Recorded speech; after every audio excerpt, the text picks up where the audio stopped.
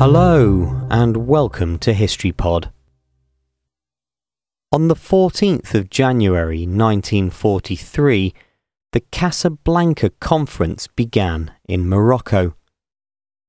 Primarily a military meeting between the USA and Britain, the conference resulted in a declaration of the doctrine of unconditional surrender.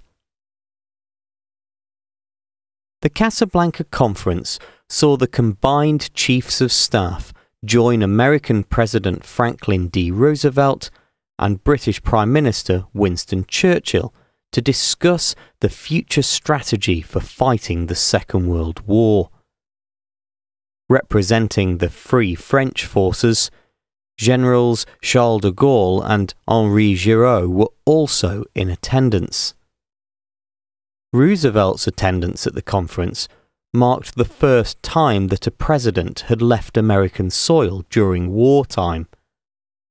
Meanwhile, the Soviet leader Joseph Stalin declined his invitation as he felt that his presence was needed at home due to the ongoing Battle of Stalingrad. The conference saw the leaders agree to invade Sicily after the North African campaign, as a way to pull Axis forces away from mainland Europe and so weaken the German defence ahead of a later Allied invasion of France. In return, Churchill agreed to send more troops to the Pacific in order to help the American forces continue their fight against the Japanese. Meanwhile, they also agreed to launch combined bombing missions against Germany and to destroy German U-boats in the Atlantic.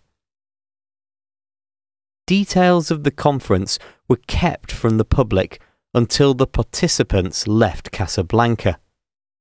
However, a number of journalists were invited for a press conference on the 24th, where vague details of the discussions were announced by Roosevelt.